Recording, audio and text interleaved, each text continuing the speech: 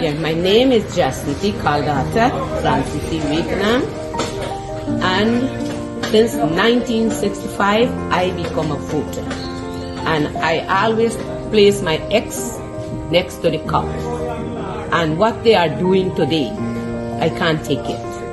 So I have no more vote to give to PPP anymore. I'm not going to vote anymore no more. If they have to lose by one vote, they're losing it by data. Oh, Jesus Christ, if cost of living double, I don't know what happened. A pound of sugar is $300 already. Flour, everything gone up. Everything just raising. You gotta get about $40,000 for buy good ration. You gotta get 3 man now. A weekend man, a monthly man, and a fortnight man.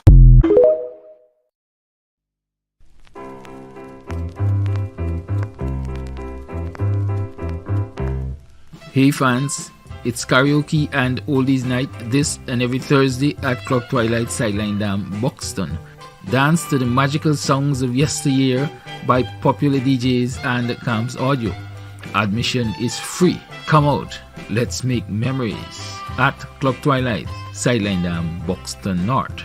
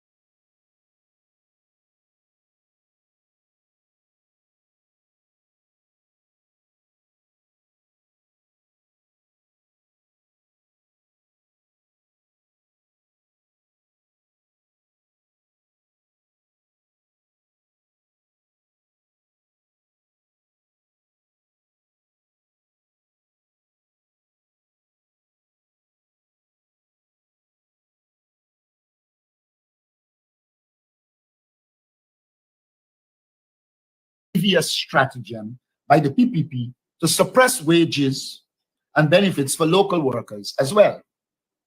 Under the PPP, this stratagem, foreign recruitment of workers, will likely spread to the education system and the wider public service. Guyanese workers will end up being second-class workers in their own country.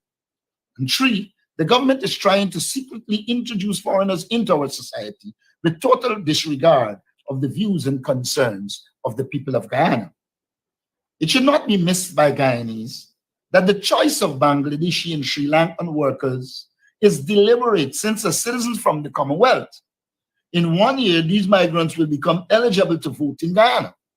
Consequently, this is a clear attempt by the PPP regime to use migrants to boost its fading popularity in its traditional strongholds. It is important to note that a government in coming to power in 2020 deliberately closed the Charles Rosen nursing school in Linden, thus preventing the training of health workers. In addition, there are many young people who can be trained to become health workers. The PPP strategy seems to be to underplay health workers and public service generally, leave them in poor working condition, and to reduce the training of Guyanese to fill these positions. The government clearly is creating the conditions for health workers and public servants to migrate so that they can replace them with foreigners who they are likely to exercise control over. The government needs to desist from this destructive strategy and create conditions conducive to Guyanese wanting to be health workers and public servants and remain in Guyana. We therefore call for a halt to this process. The government should be doing the following. 1, ensure that the government and the trade unions agree to a multi-year pay package for health workers, teachers, and other public servants through collective bargaining. 2, table a policy paper on immigration and migration in the National Assembly for scrutiny discussion, and a consensual approach to these issues. 3, the government must provide reliable data on the number of migrants and foreign workers in Guyana. 4, restore the law as it relates to the issuance of birth certificates so as to ensure transparency, accountability, and the security of the Guyanese society, and end the present approach in which anyone can sign a document making questionable characters eligible voters. There is need for a proper system of making migrants eligible to vote in Guyana. Migrants' presence in Guyana, if not properly handled, has serious implications for the country's political stability and social cohesion. It must be recalled that we have a territorial controversy with Venezuela, and therefore we have to be security conscious at this stage.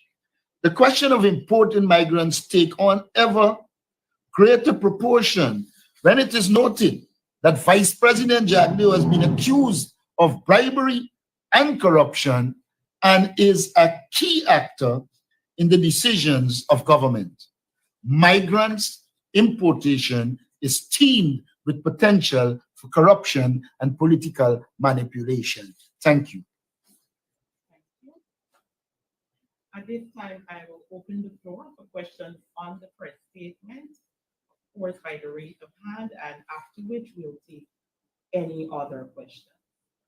So, questions on the press statement.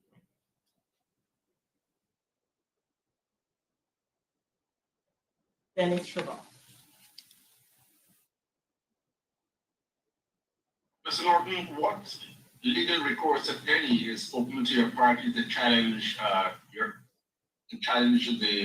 whole recruitment of migrant workers so that your concerns can be addressed? I think that there is scope for resorting to the law. The Constitution gives certain rights to the Guyanese, including the right to work. And you cannot have high levels of unemployment, capacity to train, and you are importing workers in the society. How do you measure up your concerns about the hiring of migrant workers, given the fact that the immediate concern is that there is a steep wage drain as far as health workers are concerned? I think there is a severe shortage facing the Georgian Public Hospital, as well as a number of other public health institutions. How does one go about dealing with that immediate concern of bridging the employment gap? The immediate concern can be dealt with. First, you have to give them proper wages and salaries. You have to give them proper working conditions. This is not a case where Guyanese workers are leaving just for the sake of leaving. This is a government that has refused to give them a livable income. And so it is the government that is forcing them out. And so the government can rectify the problem by changing their approach. Many Guyanese who are overseas would like to come home. What they want is proper working conditions. They want in this country where shortly it will be $60,000 US per person based on per capita calculations, to be able to benefit from that.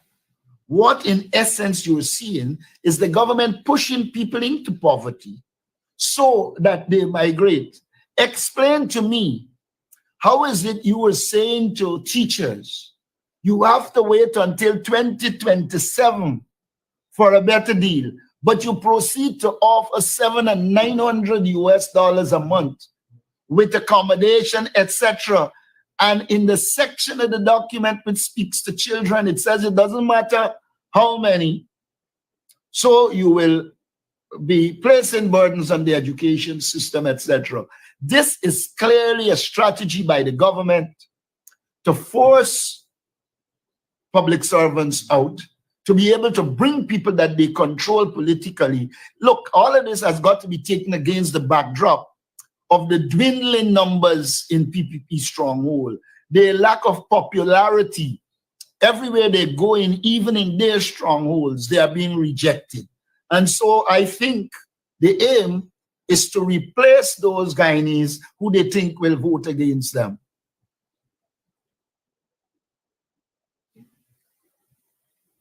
Questions on the press statement? Good morning, sir. Yes, go ahead. Now, the recruitment policy, I noticed after there was some talk about the Bangladeshis, they said now this recruitment policy would be extended to people from all around. What is there in the Constitution which guarantees deal with the issue of Guyanese being refused access to their nursing situation and foreigners are coming to replace them? It constitutes a violation of their human right. And one of the human rights people have is the right to work.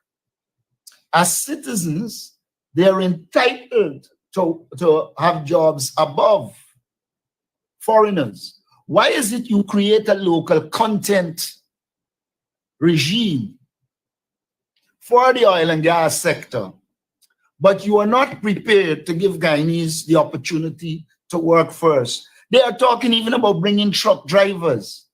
You can take a lot of these young people that you're giving 20,000 and bribing to do nonsense and train them for those jobs.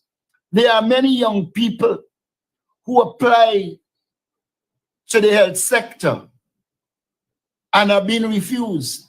And mind you, it is not just training, it is maintaining those workers. And so to maintain those workers, you have to create the conditions for them to stay. And that is what the government is running from. But the Constitution provides adequate coverage for Guyanese. It's a question of us pursuing it in law. And if I may add, Adam, I was looking at the advertisement, if I may term it as that has been circulated, which speaks to the salary being US $700 to US $1,000 plus overtime. And then I saw that there would be no income tax deduction and some other benefits that will basically show that these persons you are seeking to bring in will be treated better than the ones that we have.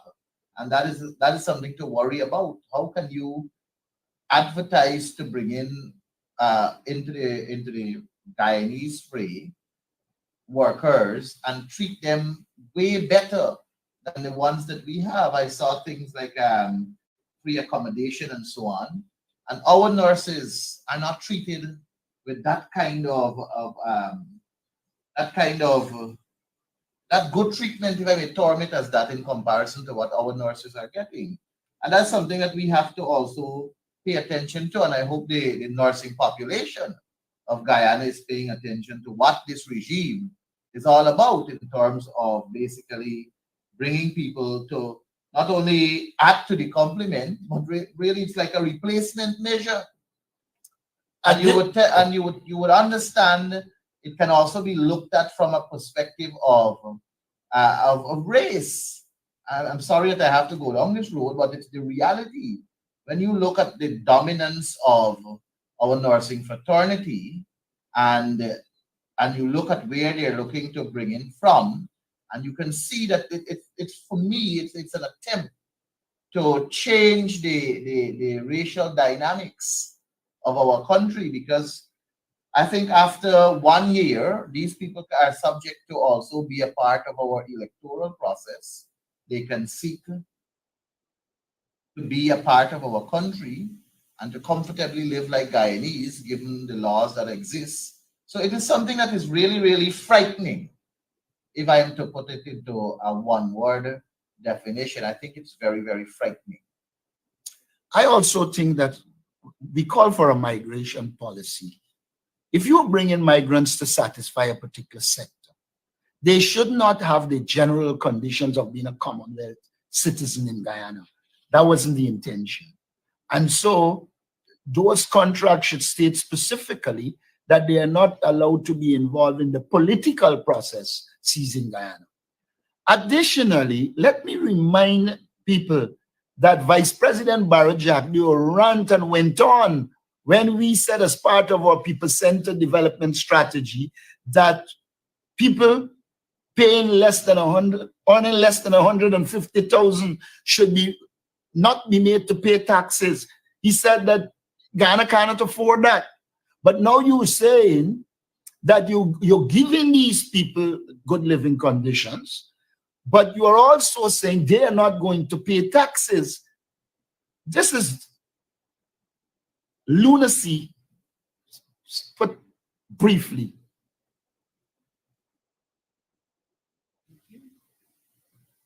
Any other questions on the press statement?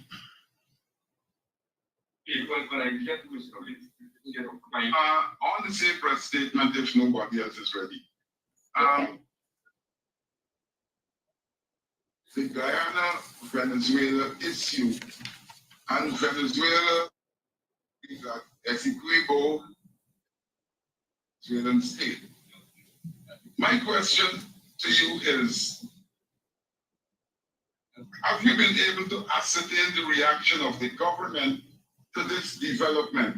To my mind, the government appeared to be very complacent. The government has mishandled the Guyana-Venezuela territorial controversy in every sense. I recall when speaking to President Irfan Ali, I warned him of the dangers of parachute democracy. Diplomacy, meaning a head of state or some senior body just parachutes into a capital and believe that they can achieve their objectives. If you look at what happened at the Interparliamentary Union, where, first of all, I think the government was misplaced to be involved in a resolution dealing with democracy in Venezuela when you have a controversy with this country. Why would you, if you're a sensible government, want to be involved in the domestic affairs of Venezuela while you're dealing with the Guyana-Venezuela territorial controversy? I thought that was misplaced. But what is worse, diplomacy, as I understand it, you have a foreign ministry, you have agencies, you carve your policies, you identify the programs you want to be involved in, and then from the bottom up, you do your diplomatic work so that by the time you arrive at a conference, you would have mobilized the support for Guyana based on your structured work. Clearly, they flew to this conference, went with a motion, a resolution, and didn't do the work. And common sense should have said to them, Ghana should not have been sponsoring a motion like that. Other countries could have. But the People's Progressive Party does not understand diplomacy. Let me also make this point. We had called for a council on foreign relations so that these issues can be discussed and they obtain the benefit of the opposition ideas and support on these issues. We also called for a border commission, all of which were rejected, and now they are mishandling it to the point where they are putting into question even our case before the International Court of Justice. And so, because this government is transactional and they don't believe in proper, quiet diplomacy, they are making a mess of our foreign policy at this stage. Now, we had recommended to them that after, and I said this in my budget presentation, that once we were through here, there should be a clear program to go to the various capitals and put information in newspapers to educate people in the world on the Guyana-Venezuela territorial controversy. They have done none of that. And so the government, by its actions, is giving away Guyana's patrimony. They are compromising the Essequibo. We have said to them there's need for a structured approach to development in the areas. There is need for a border community development program so that those border countries can experience development, they can be engaged with information, so you have a proper approach both internationally and domestically. Clearly the nuances of diplomacy would have missed the People's Progressive Party.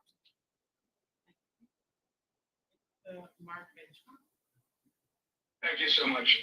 Mr. Norton, as it pertains to your opening statement, the hypocrisy of which the PPP is approaching the 500 plus workers from Bangladesh. Do you recall, and I'm sure you do, how they treated the Haitians when it came to allowing Haitians to work in Guyana? Do you wish to address that sort of blatant hypocrisy? And the other question is, I'm not sure whether you answered it earlier, but do you suspect that the PPP regime is using these migrants from Bangladesh and maybe Pakistan and India and Venezuela to prop up the voters list? Well, I do believe that, in fact, at one of the registration centers, I think it is called the gym, we had to make objections because Bangladeshis who are not here for a year were turning up to register. But having objected, I think they hold on that. But all they would have to do is wait until they arrive at a year, and then automatically they can register. And they are putting Bangladeshi and other people's life at risk. Because when Guyanese see them doing these nonsense, it angers them. And I believe that the PPP regime is fighting for a confrontation in this country. And I see this as part of the confrontation that they are seeking. They are not only hypocritical, they are strategic in trying to create instability in this country so that they can maintain political power. The PPP has always been hypocritical. Remember, this is not the first attempt. And so what we are seeing is a direct attack on the rights of Guyanese. And the health workers who are present in the system will find themselves in a position where foreigners are going to be coming, making more money than them, and then there's going to be an antagonism between the local workforce and the foreign workforce, which is what I think the PPP is looking for. So that has to be dealt with. It is my sincere hope that the trade unions will work to mobilize Guyanese workers against this move. You cannot bring Bangladeshi, bring whoever you want to bring, and pay them higher than our workers with the same expertise. It is not only hypocrisy, it is disrespectful, and it is a manifestation of the incompetence and divisiveness of the People's Progressive Party. A question from me. Go ahead. There are reports that Venezuelans are currently working at the Georgetown Public Hospital. To my mind, if you're a foreigner, you need a work permit. As the party check on this issue and verify whether the employment of Venezuelans at Georgetown Public Hospital is legitimate. Well, this is a lawless government. It's a secretive government. It is very difficult for you to check. But information emanating from the Ministry of Home Affairs suggests that they do not really seek work permits. I said when I was coming in the country, I saw, I don't remember if it was Sri Lankans or Bangladesh being given special preference. You move them from the back straight to the VIP, while Guyanese of different levels have got to wait. Now I will ask the Shadow Minister of Health to investigate the total situation at the Georgetown Hospital, and then we'll take it from there. Let me add to this Venezuelan issue. You will recall, Adam and members of the press, that in the National Assembly, a question was asked concerning the number of Venezuelans in Guyana, and I think that the answer was somewhere around 21,000 or thereabout that was provided to us. I am aware that at a press conference, Second Vice President Jaglio, I think, used the number 40,000. So clearly, the country does not have a finite figure as to the number of Venezuelans in Guyana. We understand clearly that there are people who were born in Venezuela, but they have they may have a parent that is Guyanese, and there are many Guyanese also who were in Venezuela and came home. But there is still no structure in place by this government, either at the level of Ministry of Foreign Affairs or Ministry of Home Affairs, surrounding a documentation to show how many people are coming into this country, where they are going, and what is their occupation or what they're engaged in. Now, concerning these workers that you said could very well be Venezuelans, I wouldn't doubt you, because when you look at this 10 days workers program that the government is running under the Ministry of Local Government and Regional Development, there is no structure again to show or present in terms of what they are doing, what kind of work they are doing, and what they're engaged in. All you have is a total number of people associated with respective areas, and they are being paid $40,000 for the 10 days work. And you can't guarantee or verify if they are all Guyanese, and if it is Guyanese who are benefiting in total from this. All the government has to do, if they want us to believe that they are based on transparency and accountability, is to lay the cards out on the table. Be honest, be transparent. Show us what it is that is out there. What is it that you're hiding? What do you have to hide? It is a clear ploy by this, a clear plot by this government to try their best to see how they can secure themselves and cement themselves at the next elections. And that is why they are treating, what I will say, people that are, or one can conclude, somewhat in their eyes favorable to them, and they're getting the preferential treatment. It is really, really frightening. I said that earlier and I'm saying it again. It is a frightening situation on the ground. Mark, on the question of the Haitians and government's treatment, from the time this government came to power back in 2020, they were going after the Haitians. Nigerians are meeting you and complaining that at the immigration office, they have applications in which they satisfy all the conditions. In one case, a man has his wife is a Nigerian. He did everything in keeping with the law, and they just would not deal with the documentation. So they are hypocrites. I said at the rally in Linden that this government has no moral right to be involved in anything in Haiti. They have, in a structured way, one of the few things they do in a structured way, ensure that it is difficult for Haitians to come to Guyana. And whenever Haitians come, you know it is a PPP man linked to trafficking in Brazil. That permission is given. And so they come, they go to Brazil, and then they are trafficked to Brazil.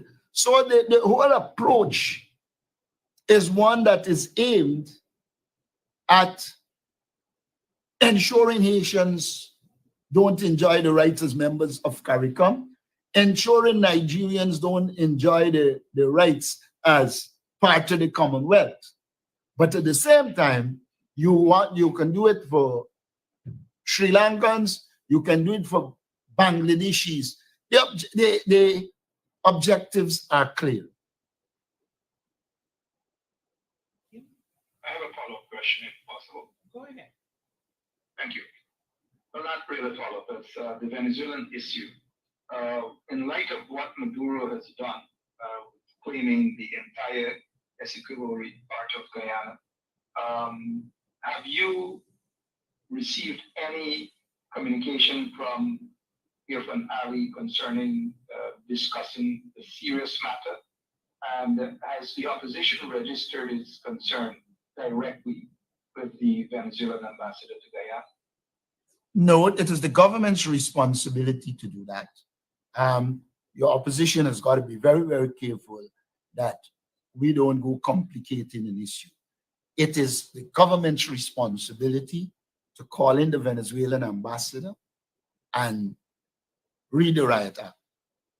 Or if it warrants, chase him out of Guyana. That is a government's responsibility. So the opposition is not involved. In terms of engaging the president, I have had no call from the president. And I think the president should be afraid to call. We supported Guyana. We supported the government and people of Guyana as it relates to dealing with Guyana-Venezuela territorial controversy. We had agreed in the meeting between the president and the opposition that the Parliamentary Sectorial Committee on Foreign Affairs will meet regularly to deal with the issue. The government has failed to convene it, which suggests they do not want opposition engagement. If the president engages now, we have to have a signed document on what we will do, how we will do it, and when we will do it. Because the president is clearly dishonest in his approach to the opposition and to the people of this country. And you're seeing the foreign policy flaws. I had warned the government in Parliament that they need to draw a distinction between environmental protection and conservation.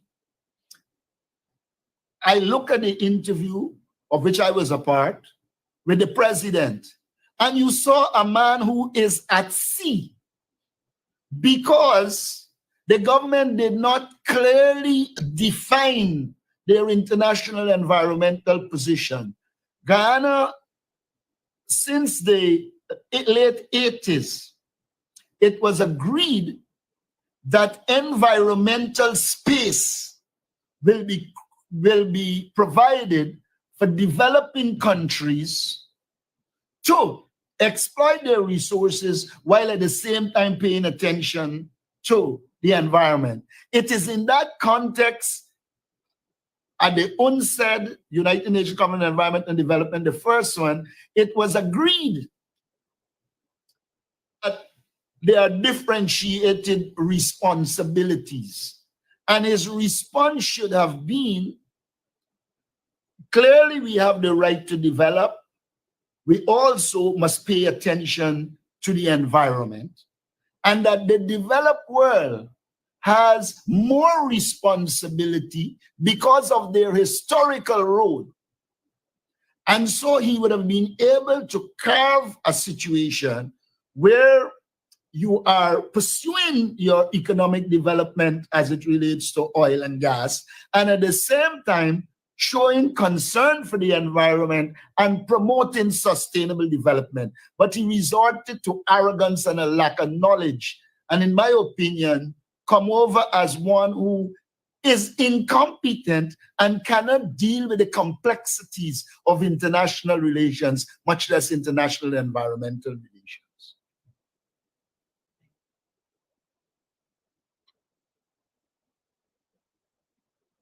Given that Venezuela has decided that Essequibo is now Venezuelan, and given that a capital has been identified,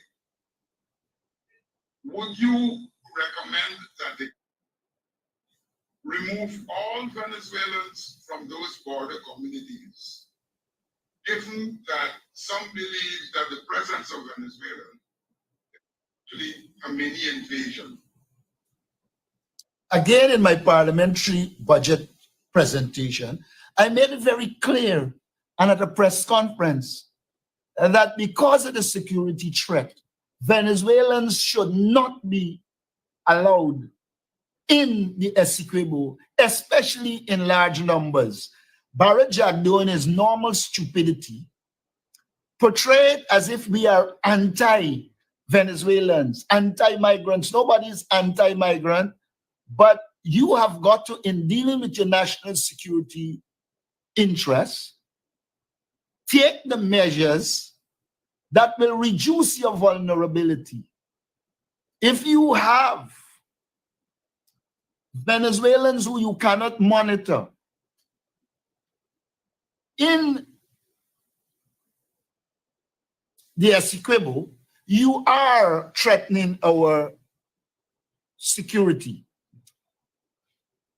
When I spoke with President Irfan Ali, they did say that they were monitoring and the CID and them were doing a good job. But every time a crime occurs with the Venezuelans, you are seeing that they had a violent background in Venezuela, which means they are being allowed to come and you are not paying attention to their background, and therefore the government by its approach is inviting criminality to Guyana. Now, I'm not saying all Venezuelans are criminal. That cannot be true. What I'm saying is if you had a proper system of checking, getting their background, then you would not have the amount of persons that were involved in gangs coming to Guyana and carrying out crimes. And again, it shows the incompetence of the People's Progressive Party. So where does the opposition stand in all of this? I mean, we're talking about the issue. The government is not engaging us in anything. What can the opposition parties do on the ground, for example, to see that there is some semblance of decency, of normalcy, and of protection? And when you say protection of who, Guyanese? Yes, you're protecting ourselves if you move to Venezuela. Okay, we have made calls to the government to do what is right.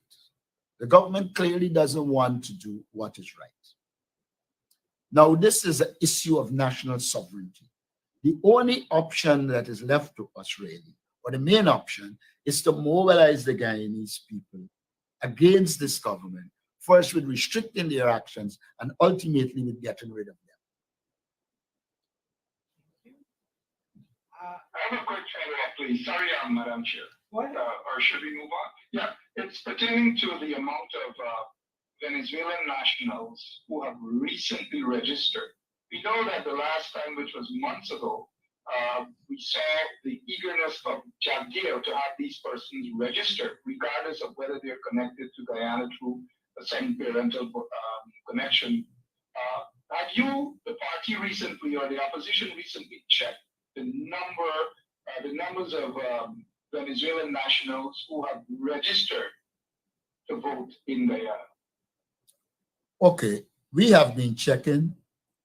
For instance, in the quarantine, we know the number don't exceed 6 from our scrutineers. But we know at the back of Irish, they've put a lot of Venezuelans. We know on the highway, they've put a lot of Venezuelans. You are not seeing a significant increase in Venezuelan registration. But we do know, and we are monitoring, because we anticipate that sometime they will try to have this influx and have them register. That's the first point I want to make. What we have noted is that in the Rupununi, they are going over to Brazil and finding people of Guyanese background and heritage and bringing them over to register. That we have been addressing, because we also believe that the government wants us to focus on Venezuelans while they use the opportunity to bring others. So we are looking in all directions. Whenever you hear Jack Doe saying something, he's doing something else. And so he has this tendency to focus everybody on Venezuelans. And then he can slip in Bangladeshi, Sri Lankans. We have to look at it in a comprehensive way and not become obsessed with Venezuelans per se. There are Guyanese parents coming back from Venezuela with children who are being registered, and they are entitled to. But we have not seen, at least as yet, from all our scrutineers across the country, a mass registration. That doesn't mean we rule it out. We'll continue to monitor. And I think they have another dilemma. They already have the list at 708,000. Out of population is 750,000 Guyanese. You already got on this list 708,000. So I think they're in the dilemma of if they do what they want to do, we could have more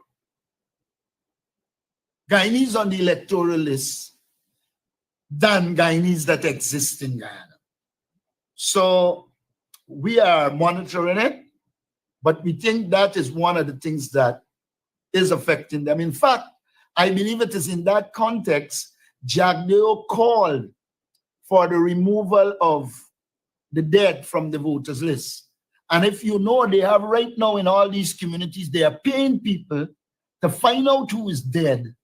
And since they have the apparatus at their disposal, they seem to be going more in the direction of identifying the African Guyanese that have died and seek to take them off the list by applying for a death certificate to remove them. And since they are in charge of that is one of the ploys, one of the approaches they seem to be taking.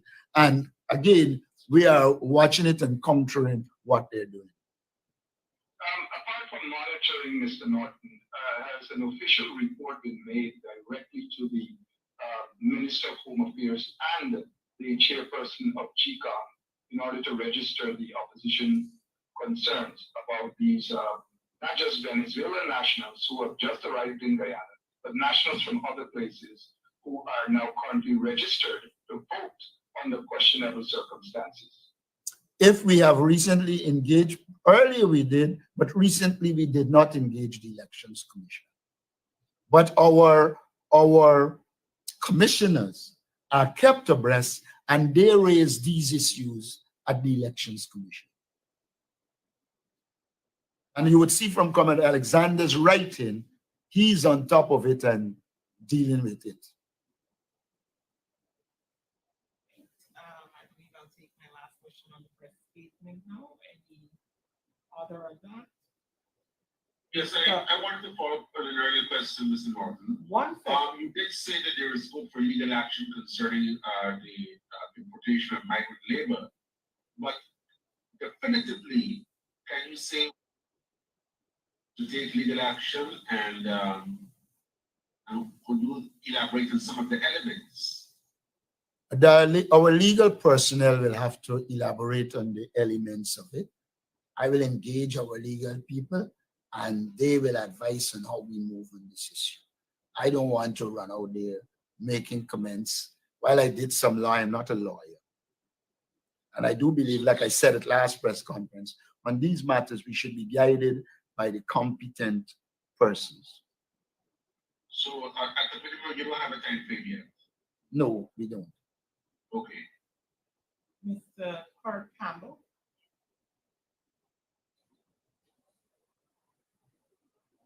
Good morning, everyone. My question is not on the statement, so if you're going off of the statement, I can go ahead. Okay. All right, so I will open the floor for any other questions. Now you can go ahead and see there, and then I'll take the question from in the room. Thank you very much. My question is for both Mr. Norton and Mr. Mahaipal. This morning, Executive Member Royce Delfort announced his run for the leadership of the People's National Congress Reform.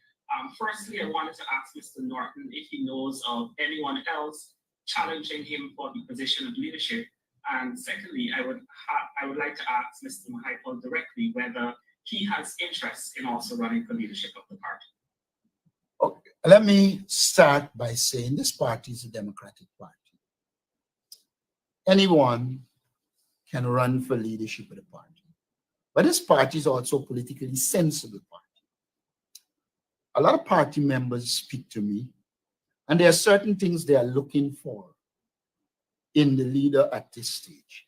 One of them is the PPP must have nothing on you so that they can use it to their advantage. You must not be involved in any oil scam, or there's any document left in the government drawers that can be used to control you. And I'm one of the persons who stand out as somebody whose integrity is intact and the government has nothing on me. I believe that as a political party, our membership is very politically intelligent. And so it is the democratic right of anyone to run for leadership of the party, and we will not deprive them of their right. The next point I want to make, that you said that, is that there's a false notion out there about primaries. And the presentation this morning is a manifestation of lack of knowledge of the PNC. PNC people, pay attention to your knowledge of the party. And the PNC members will know that there is no provision in the Constitution for primaries. We now go to why primaries occurred when it occurred years ago. For the first time in the history of the PNC, the leader of the PNC said then, Robert Corbyn, he was not running. And since there was not a Congress coming shortly, the party, through a motion, I think moved by the time it would have been Gillian Burton and seconded by somebody, passed a motion to go to primaries because the party leader was not running. There are some people who don't have knowledge and purporting to be leaders in this party running around speaking about the presidential primaries. It's a true manifestation that they have not yet arrived at the point where they have the knowledge of the party to lead this party. So I want to make it very, very clear. The people in the party are aware of the conditions under which they were primaries. And then when you can insinuate that even the wider Guyanese society should be involved in primaries, you probably got a PPP agenda. The PPP has more resources, more people to send. If you hold primaries that are open to the public, all the PPP will do is send their people to vote for the candidate that they, the PPP, want. Again, it's a manifestation of a lack of understanding of the PPP. And then, if those who purport to want to be leaders in this party know the political history, there was a time when the UF was open for grabs, and the PPP sent its members and put the UF, the leadership they wanted in the UF, and they ended up being with the PPP. And when you make comments like you will bring all the small parties in, you obviously lack political experience, because you would have seen that all the parties, small parties that emerge, end up lining up behind the PPP. It is for that reason we had created a coalition so that the forces that are aligned to the PPP do not come in.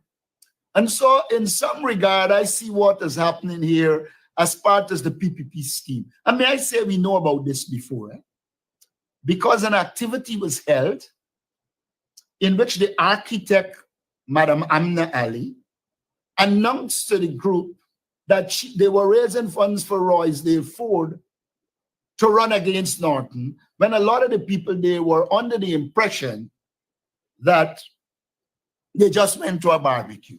So look, this party, a knowledgeable party, elections are done in the party, and we are not worried. The democratic process will occur, and at the end of it, we will see who the PNC members vote for, and I have no doubt that it will be me.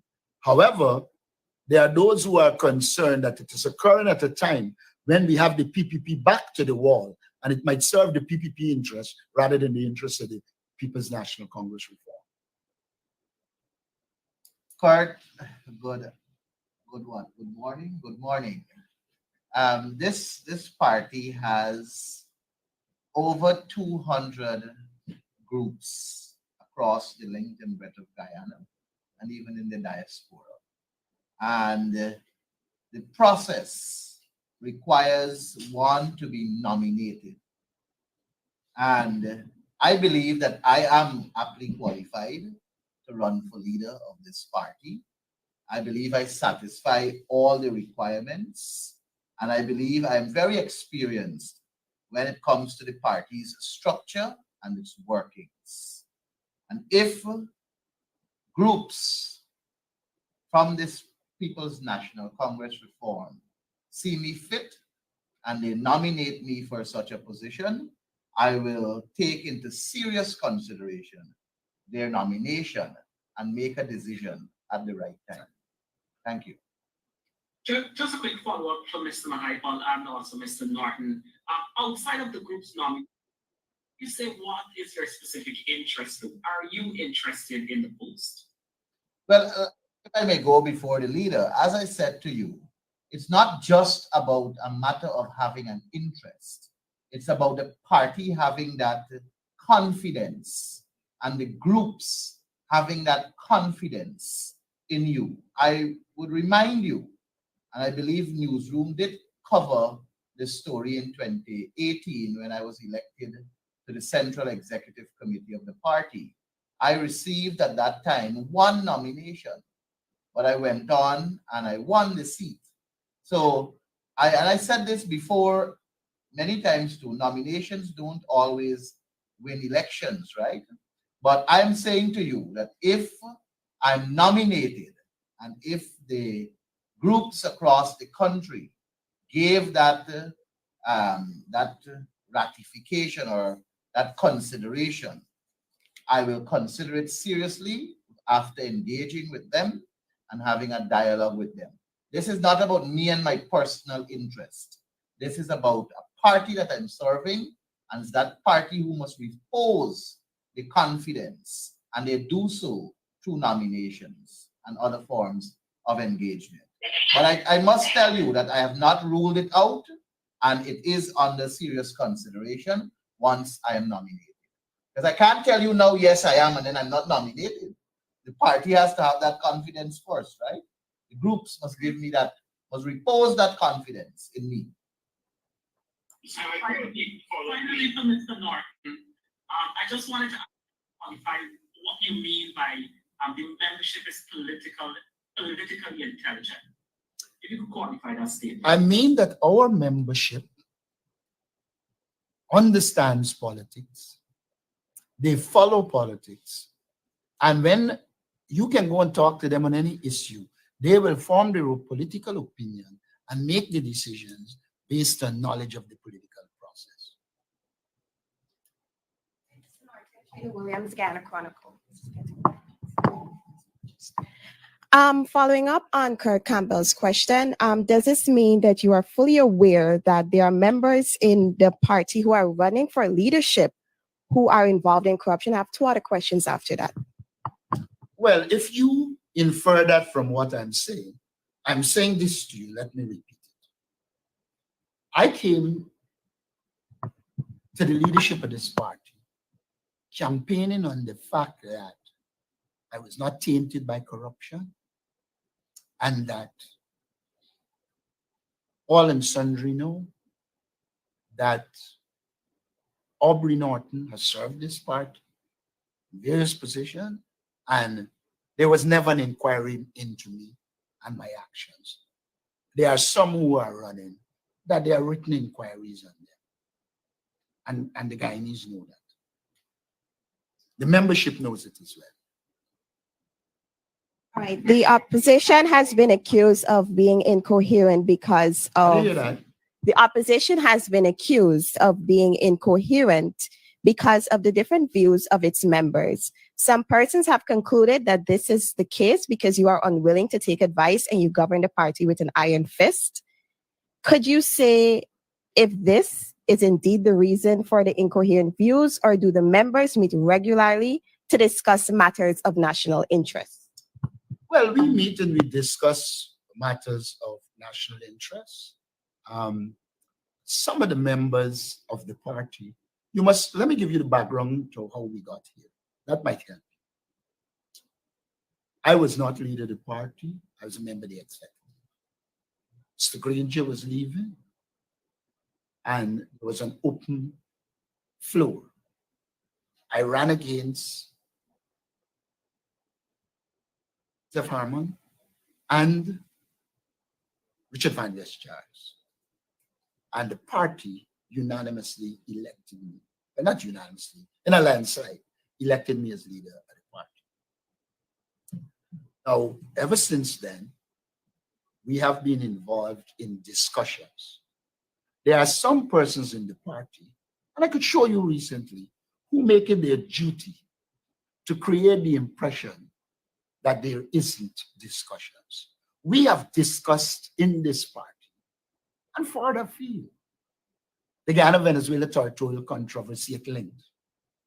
Yet one person who has no responsibility for foreign affairs goes out and make comments, and then the person with responsibility for foreign affairs who consulted with me went out and made comments. Now, there is not much you can do when ambition is more important than the party's interests. And so I do not believe it has anything to do with discussions in the party. Because in this particular instance, I discussed with the person what is the party position and why it should be the party's position. And the other thing too is the absence of institutional knowledge. If you were not in the party over the years that these discussions were occurring, you would not have an idea of what is happening. And so you go and you write in the era of social media looking for popularity, rather than working towards a coherent foreign policy. So it has to do with ambition. It has to do with lack of institutional memory. It has to do with the way in which the system evolved in recent time. I believe once we go to the Congress, the people elect the leadership, then it will be a totally different ballgame. When asked on Hard Talk about what could be done to eradicate poverty and address cost of living, you claim that nothing is being done by this government, but offered no specific examples of what you would do differently. Could you say what are some of the specific policies you would pursue, given that the government already removed over 200 taxes, subsidized fuel costs, etc.? It is not true that the government removed 200 taxes. It's garbage. But let me say this to you. That's a misquoting of what I said. I said that in both budget presentations, we outline clear approaches to dealing with the cost of living, to dealing with poverty, and the government did not deal with any of them. I am inviting you to go back to those two presentations, and you will see at least 20 proposals to deal with poverty, and I think 9 or 10 to deal with cost of living, plus our press conferences. So you should know as a journalist that you tend to answer the questions that you were asked. He did not ask me to outline what is it we said we will do, but it is in writing. Well, I'm saying to you, it's in the parliamentary presentation. If you want, I can extract them and have you look at them. But I don't remember all 20 offhand and all 10 of the cost of living offhand. But I do know that we had a group that met, we discussed it, unlike the feelings that some people try to portray, and we did make those proposals for dealing with it. There are some that I remember offhand. For instance, removing all the persons from the tax roll who are 115 below. I recall in one of the measures, we did talk about a 50-50 program in which we will take the unemployed youth, pay them $50,000 to go to school and to train so that they could fill vacancies. And there are many of those that we talk about the rent to own, where we said a lot of people don't have the resources to find upfront the money for a mortgage, and therefore the government can build houses, put them in it, do an agreement in which they pay the rent, and over the years the rent add up to the cost of the house, and the house become theirs. But there were many proposals there, and Minister Ashley Singh ran away from responding to them. And may I say, it is easy for you to say the government took measures. The Guyanese people every day, if you look at Stabrook News, are saying to you, the cost of living is high, nothing is happening for us. So whatever the measures the government is taking, clearly they are not aimed at dealing with poverty and the high cost of living. And I want to remind you, my friend, you said that over 200 taxes were removed. And I hear a lot of people talking about 200 taxes being removed. A question was put in the National Assembly for this government to list the 200 taxes that were removed as they claim the opposition at the time in government, APNU, AMP had put in place. And that question cannot be answered to this date. So we keep hearing people talking about an imposition of 200 taxes, but why can't the government release the 200 taxes that they removed? Show us the 200 taxes. We have to be careful as citizens of this country not to be caught in this distraction politics that the PPP is known for, and this web of lies that keeps coming out from their mouth. It's simple, you know. Show us the 200 taxes. Just show us. Do you have a copy? I thought so. Thank you. Thank you. I see the hand of Ms. Davina. Yes, good morning, everyone. This is Davina Bagat with Kaiser News. Mr. Norton, 3 quick questions from me. Firstly, sir, the government is presently drafting the oil spill legislation as announced by Vice President Jagdeo. What are your thoughts on this? And perhaps what are some of the issues you'd like to see addressed in the law? Secondly, Exxon and government have not yet addressed how a disaster that occurs at the pipeline will be addressed in terms of compensation for citizens. You need to go back to the question. I didn't hear it. Sure. I was saying the second question. Yeah. Daily? Yeah. Okay. Exxon and government have not yet addressed how a disaster that occurs at the pipeline will be addressed in terms of compensation for citizens. We've heard that there can be explosions, gas leaks, all sorts of things that can affect the health and so on of people. Given the hazardous nature of this project, are you concerned that Guyanese may have to end up in the courts fighting for full protection as they were forced to do in terms of the oil production activities in the Stabrook block? And sir, finally for me, the country is now in its 5th year of oil production, but there's still no transparency on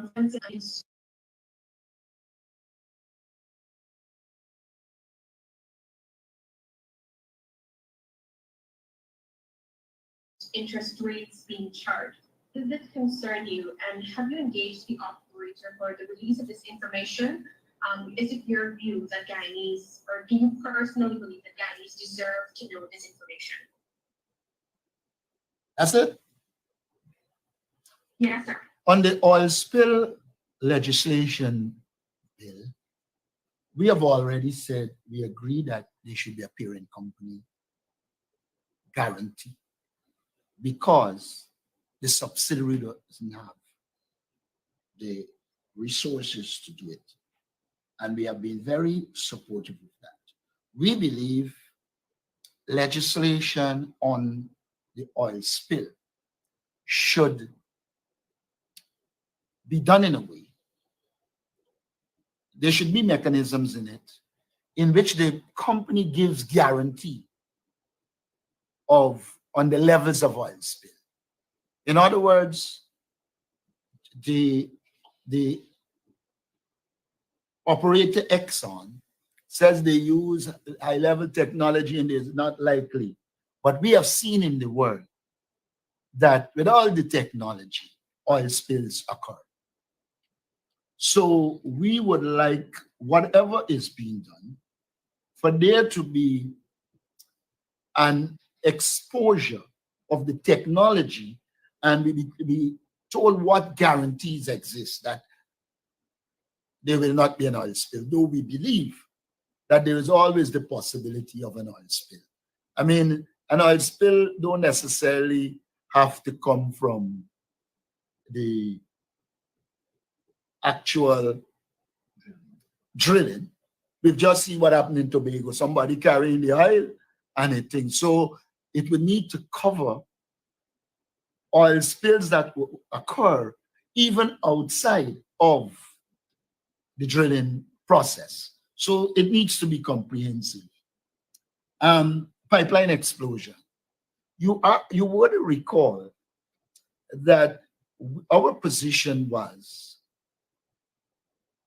you need to be careful with the pipeline. In fact, while before I became leader of the opposition, the government, the AP and UFC were exploring the question of the pipeline and actually had a feasibility study.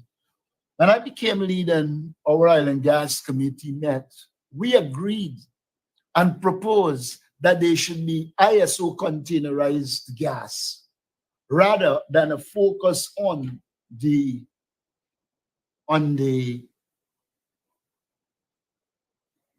pipe, the gas to energy pipe, which has a number of disadvantages.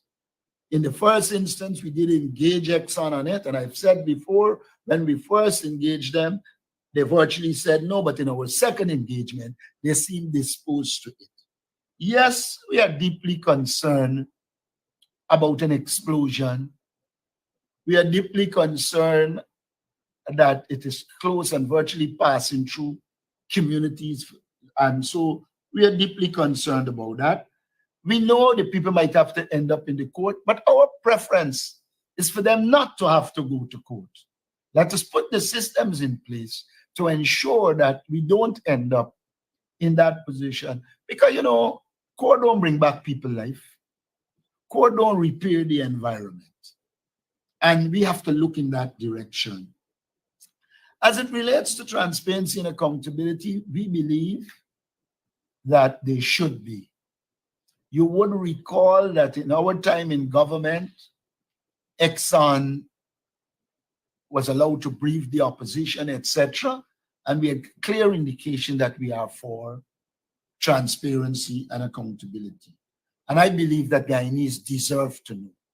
We could differ on at what stage they know, but once there is an agreement, Guyanese should know. Please permit me a brief follow-up. Firstly, on the issue of the oil spill legislation, sir, are you saying that all oil spill guarantees should be made public? And secondly, with regard to my question on Exxon's interest rates and expenses, you didn't particularly respond to whether you have engaged Exxon on the release of this information. We haven't engaged Exxon for this year. We'll arrange a meeting and we will let Exxon know our position on these issues. We haven't engaged them since last year. And just for clarity, are you saying that you're going to press Exxon to release these interest rates that are being charged by the company? When we meet and determine what will be our strategic focus when we meet Exxon, that group will determine in large measure what is it we put on the agenda.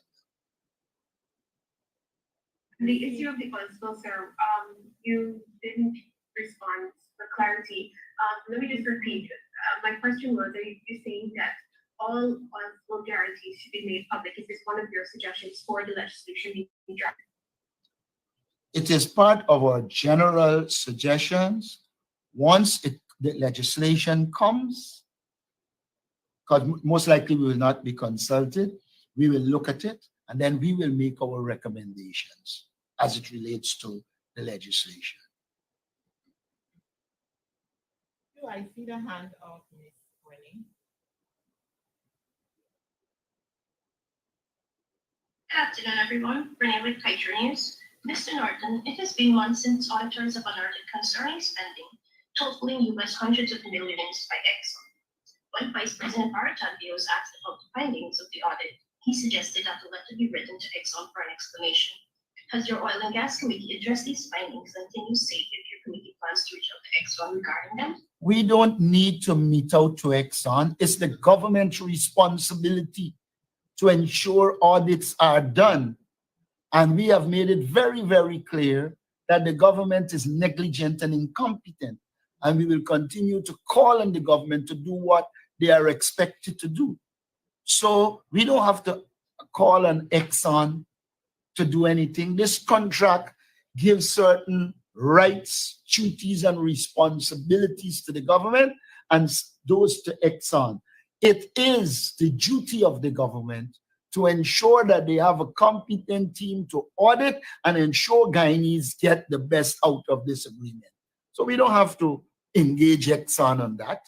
When we become the government, we will. But for now, we will keep calling on the government to do what they should do. But we don't see it as our responsibility to be calling on Exxon to do the things that the government should ensure be done. We have said that this government needs to recruit. They're fighting to recruit nurses where we got, people we could train. We have said to them, we need to recruit a competent firm with the personnel to allow us to properly scrutinize the audit and ensure we benefit from it. That is what we think should be done. We don't have to be, if we go to Exxon and Exxon says we ain't giving you it, we're in the PSA, we can point that we have this right to get it. We have the right as Guyanese. And it is in that context, we say it is the government responsibility and the government must do it. I'm sorry to interject, but Mr. Norton, please allow me a quick follow-up to that statement you just made. Sir, if not to engage the oil companies on the misuse of the country's oil money, what would you say is your role then in holding this company to account? Our role is to put pressure to the government to ensure that they hold the oil company accountable. When we engage the oil company, we can raise whatever issue we want, but we will not fool ourselves that we have locus standi in the PSA. There is no such locus standi.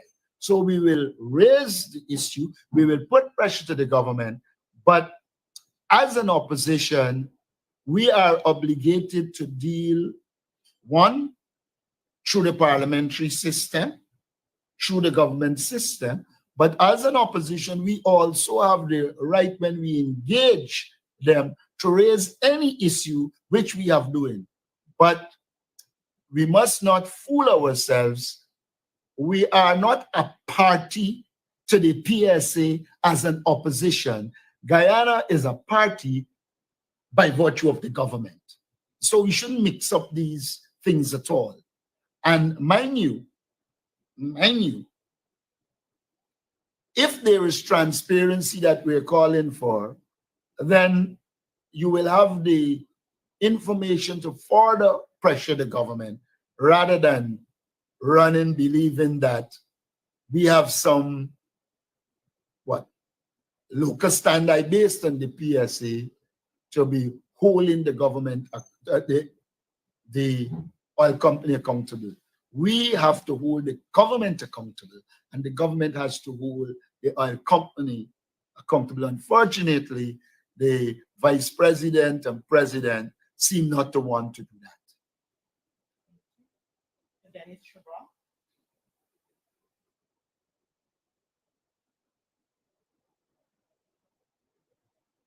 Mr. Norton, what is your perspective on former U.S. President Bill Clinton's offer to the Guyanese president that should he require assistance to reach out to people in New York? Mr. Clinton is available, and I think he was also cited along with the Dominican Republic Chamber of Commerce on their perspective that the government is doing pretty much well in dealing with the country and so on. What's your overall perspective on this, and how do you intend to counter it? Counter, I don't know what we need to counter. The world has just seen in the UN that the government isn't doing well. If you are from a country and you're hoping to invest in Guyana and do things, then you will say that the government is doing well. Who are going to ask anybody for a favor and cost them up at the same time? So it is par for the course what the Dominican Republic is doing. They are pursuing their business interests, and their interests at this stage is different to ours. We will continue to point out that the government isn't doing well. When the Chamber of Commerce say they're doing well, they're talking to their private interests, private investment interests. When we say the government isn't doing well, we are relating to transparency, accountability, the fact that people's life worse now than 5 years ago. We're dealing with the fact that the cost of living is high. We're dealing with the fact that there's increased poverty. We're dealing with the fact that there are high levels of corruption that are affecting the people of Ghana. We're dealing with the fact that the PPP regime is destroying the local government system. Many of those issues don't fall within the confines of what the Dominican Republic people are saying. They are pursuing their business interests. We are pursuing the interests of Guyana. We have our positions out there, and people know that this government isn't doing well when it comes to serving the people of Ghana. We know they are doing well when it comes to serving the elite, the friends, families, and favorites. We know we have asked them to put their assets against their income, and they are afraid to do that because of the high level of corruption. As it relates to Bill Clinton's offer, as far as I know, before engagements were made, we probably didn't carry them to the ultimate end, but it's an option that is open, that will be utilized. But I'm not in this thing of saying that we will run after every opportunity. Well, wrong word. I am not into saying that because Bill Clinton said that we must take a position now, etc. We know our strategic objectives. We know what is happening. Bill Clinton will know that there's the abuse of the Guyana police force.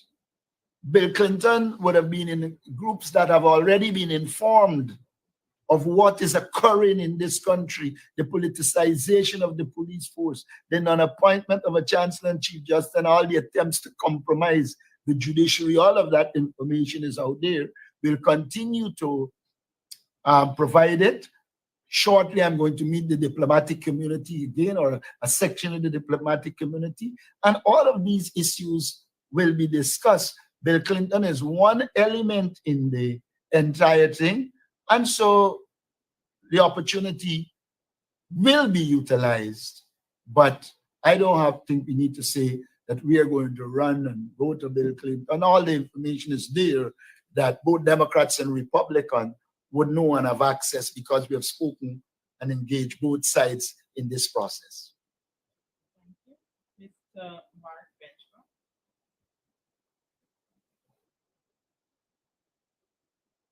Sorry about that. Thank you. I have several questions. It will just be brief. There's no A's and B's to it. The first question is for the leader. You did say that the party is democratic and therefore anyone is allowed to run, which is good.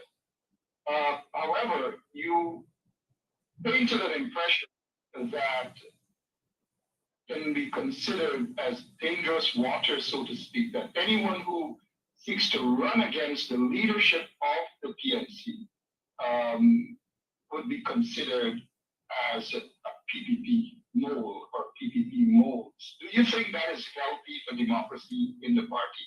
That's one. The other question I have for Mr. Mahipal. Mr. Mahipal seems to be zigzagging, whether he wants to run or whether he doesn't want to run.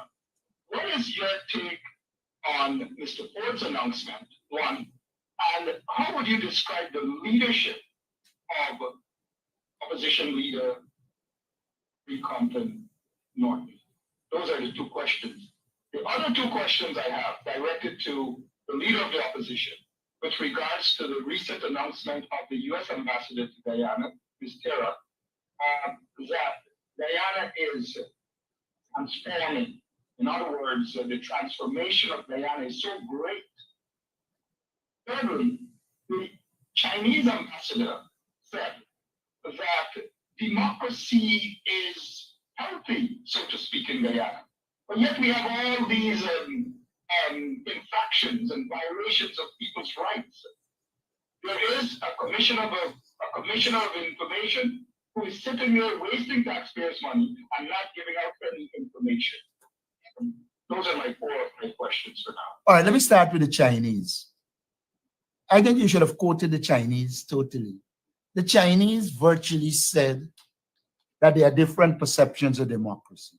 The Chinese say we believe in liberal democracy in the United States.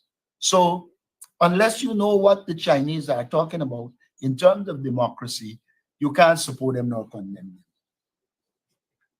What I do know is that there are two different approaches. Now, at no stage did I say anybody was a mole or insinuated that people were moles. What I said, and I repeat, one, I'm aware that the PPP is doing a number of things to create division in our party. Two, I did say that Ms. Amna Ali, who has her own agenda and has made it very clear that she will do everything to undermine the present leadership of the party, has made it clear to persons she rather to see the PPP in power than us. And therefore, that fits in to PPP activities and therefore can be considered an attempt to influence the party direction in keeping the PPP positions. I did say as well that the PPP doesn't want anyone who they don't have something on, and they're comfortable with those they have something on. And I went on to say there are a number of investigations while we were in government that are in the possession of the PPP, and therefore they can use it to achieve their objectives. So now as it relates to Guyana's transforming, nobody will doubt that Guyana's transforming. I wouldn't doubt Guyana's transforming, but transformation for who? That is the critical issue. Look, it is we who signed this PSA. The money that the government is spending is as a result of a PSA that they condemn and condemn. Any government with that kind of resources can be able to do infrastructure, etc. If you say it is transforming as distinct from transformational, they are two different things. You could be transforming, but it isn't transformational in the sense that it is changing the nature of the society and who benefit from it. It is not transformational in the sense that the people of Guyana are not benefiting. It is not transformational because there isn't equity. It isn't transformational because there isn't a proper development plan that it is following. But there is no doubt there are transformations that are occurring. If you come down the new highway, it got two names, Heroes and I don't remember the other one. If you come down those highways, you will see the area has been transformed. But if it was transformational, they would have had overflies. So people coming out of communities wouldn't have to stop and wait till this highway traffic finish. There would have been proper architectural work done so that it impacts the lives of the people in a very positive way. If it was transformational, the teachers would not have been out there striking for more money, that it isn't impacting their life in a positive way. It is transforming. There is no doubt that the PPP elite is getting richer and richer. It is transforming their lives. But it will only be transformational when it impacts the life of the majority of the Guyanese. Has it changed our position from 41% poverty and brought it down to 30%? No, it hasn't. So the ambassador is correct that it is transforming the society. But like I said in the BBC interview, it is not positively impacting the lives of the people of Guyana. I just come from the Rupununi, where people are suffering terribly. There is hunger, no water in many communities, and no relief from the government. When you go into those communities, teachers live in deplorable conditions. And so don't tell us about transforming. If you take a little child and give them plenty money, they would buy all kinds of things with it. But it doesn't follow that what they buy will impact the life of the child. And so what you have is a government that has money, that is utilizing it badly and not impacting the lives of the people, giving them a livable income, etc. And so it is not transformational. I would say to you, some of what David Granger was doing was more transformational. In the indigenous communities, he was giving them the capacity to earn, and many of them started to earn. When you provide transportation to school children, you are impacting those children's lives. When you don't, that child cannot go to school. So you're building a road, but the children ain't got the means of using the road to get to school. How transformational is it when you got to be looking for health workers across the world, when you have a large percentage of your population unemployed and looking for work every day? If it was transformational, there would have been developed educational programs to train those that are untrained so that they can find jobs and impact their lives. This government is about transactions that they can benefit from. It is not about impacting the lives of the people of Guyana. And Mark, to your questions, let me say, first of all, I'm not zigzagging. I am respecting a process and a structure. There is no date for Congress as yet. We know that it will be before August 31st. There are a series of happenings that will have to unfold as we get to the Congress. And I did indicate that I am aptly qualified to run for leader of this party. I did say that I satisfy all the requirements, and I believe I'm very experienced in the party's structure and workings. It is the groups that will have that responsibility to nominate me if they see me fit. And their nominations will then be taken into serious consideration. I don't think I'm zigzagging with that. It is me saying to you right now that there is a possibility for me to run, and there is a possibility for me to support a candidate that is running. Likewise, there is a possibility of me not supporting any candidate and staying and observing and casting my ballot as the party allows me to do. It is a democratic process. It is the most democratic political party, the People's National Congress Reform, and that is why I happen to find myself in this party. It allows me as a member to decide what I want. The party empowers its membership, unlike the People's Progressive Party, where only 35 people sit around a table and one Jagabat is the one who dictates how they're going to get.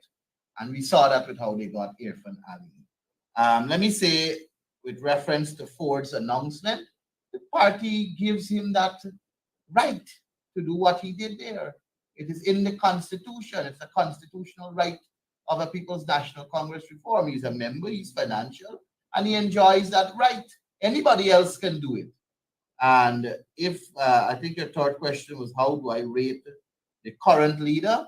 Let me say to you that the current leader, I'm sitting next to him here, the party membership expressed that confidence in him when they voted for him at the last biennial delegates Congress. And my position in this party is for the party. And everything that I do is structured around the party. And I will work with any leader for the success of the People's National Congress reform. And may I add this? Sorry about that. A quick follow-up to Mr. Mahipal, who is zigzagging on my questions. Directly, I'm asking you your opinion, not the membership of the party's opinion of the leader.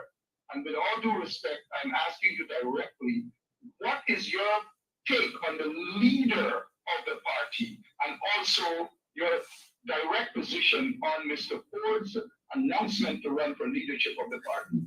With all due respect, I'm not asking you the leadership and the democratic process and so forth. It's a direct question, sir. Thank you. I don't have a position on Mr. Ford's announcement. I just happen to respect the fact that he has exercised his constitutional right to do what the party has given him that power to do. The Constitution, I don't have a position on what he has done. And reference to the leader, Mr. Aubrey Norton, he's better than any People's Progressive Party member. He has displayed the degree of competence when I compare him with Irfan Ali, when I compare him with Barrett Jagdeo, when I compare him with all the Jagabats of the PPP. He is far way better than all of them. If you're going to ask me whether he's far way better than Mr. Ford or whoever else or myself, at the end of the day, Mr. Norton has indicated that he will contest for the leadership of the party again for re-election. Mr. Ford has clearly outlined that he will contest. I have said that I am under consideration and I will take it into serious consideration once nominated. And the party will decide whether Mr. Norton is fit for re-election, or Mr. Ford is fit for election, or Ganesh Mahipal is fit for election once considered. Mr. Mahipal, a pointed question to you. Do you support Mr. Ford or Mr. Norton? At this point, I have not thrown my support behind anybody because, as I said, I am going to seriously consider once I am also nominated. It appears as though, Mr. Mahipal, because if I am a member of a party and I have full confidence with my leader, there's no way I'm going to throw my hat in the race. But you are considering. I don't think that's a fair statement, Mr. Benchcop. One would recall, and perhaps all should recall, that I came in this party under the leadership of Mr. Robert Herman Orlando Corbett. But before that, history has shown us that even Fobbs Barnum was challenged. Shows us that even Desmond Hoyt was challenged. It shows us Robert Corbin was challenged. I was supporting Winston Murray with Comrade Norton, and unfortunately he passed away. I would have loved to see him become the leader of this party, and I'm absolutely certain he would have been president, and a fantastic president too. I did not support David Granger at the biennial delegates Congress, but he emerged as the winner, and I worked with him because my interest is in the party. I did not, after Comrade David Granger, I was a supporter of Comrade Joseph Harmon. Comrade Norton emerged as the winner of that biennial delegates Congress, and I'm working with Comrade Norton. And at the next biennial delegates Congress, the opportunity will be there for people to express their interest. It is the membership that will have to give that confidence to whoever they see fit. If I decide to run for lead, I trust they will give me.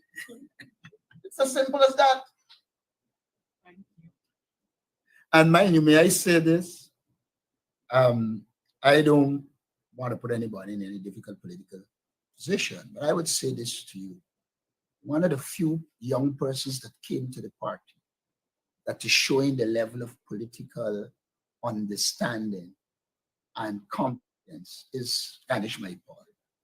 And I'm not saying this. I guess that's an endorsement, Mark. I'm saying this to say to you that a political party has to be producing many young leaders. But those young leaders will have to learn, they will have to understand, they will have to learn the party's culture, decide whether they want to be with it or change it, and make their decisions. Now, I have said before, everyone in this party is entitled to run for leadership. And mind you, politics is a fluid thing.